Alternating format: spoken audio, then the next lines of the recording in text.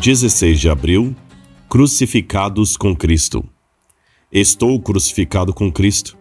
Logo já não sou eu quem vive, mas Cristo vive em mim. Gálatas capítulo 2, versos 19 e 20.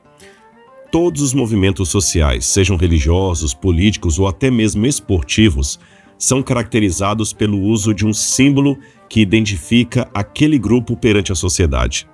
Os judeus são identificados pela estrela de Davi, os muçulmanos pela lua crescente e os cristãos pela cruz. Mas você sabia que existem pelo menos 385 diferentes tipos de cruzes? Quem traz essa informação é a Enciclopédia Heráldica. Nela, o autor explica que a maioria dessas cruzes é posterior à época de Cristo e não tem significado especial algum, a não ser como emblema de uma família. No entanto, mesmo nos tempos romanos, havia diferentes tipos de cruzes. Sêneca, que foi advogado em Roma e tutor do sanguinário Nero, descreveu uma cena horrível de pessoas crucificadas em Roma que ele mesmo presenciou. Ele disse: "Lá eu vi cruzes, não apenas de uma forma, mas de várias, diferentemente planejadas para diferentes pessoas. Alguns penduravam suas vítimas com a cabeça para baixo, enquanto outros pregavam suas partes íntimas. Outros ainda estendiam os braços da vítima sobre o patíbulum. O patíbulum era um poste horizontal que cruzava sobre outro em posição vertical. Esse era chamado de stips, de modo que o condenado ficasse na posição de um T maiúsculo.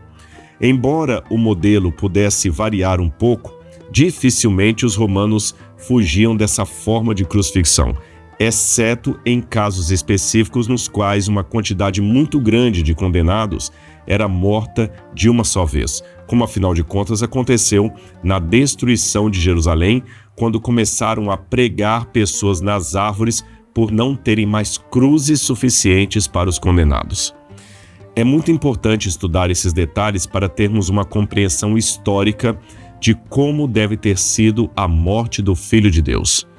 Contudo, de nada valerão essas informações se não estivermos dispostos a ser crucificados com Cristo. Isso significa priorizar a vontade de Deus em nossa vida, aceitar o sofrimento como parte da carreira cristã e, finalmente, permitir que o nosso eu morra para que Cristo viva em nós. Sem essa disposição, por parte daqueles que creem, a história da cruz não passará de um evento histórico, que é até interessante, mas não salva ninguém. E então, o que significa a cruz para você? Vamos orar?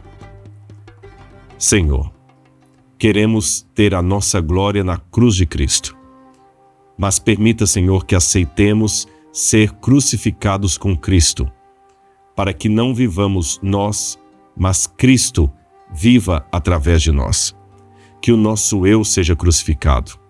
Que nós, assim como Paulo, Pedro, João, tantos discípulos, possamos dar a nossa vida pelo Evangelho.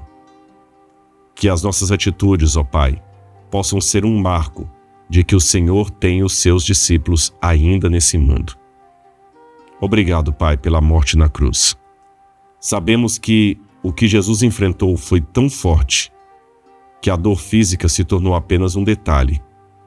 Mas esse amor demonstrado a toda a humanidade encontra eco em nosso coração quando abrimos a nossa alma e dizemos: nós aceitamos a Ti, ó Jesus, como nosso supremo e suficiente Salvador. Recebemos a Tua graça e pedimos-Te humildemente que possas habitar em nosso coração. Fica conosco, Senhor. Habita em nossa vida.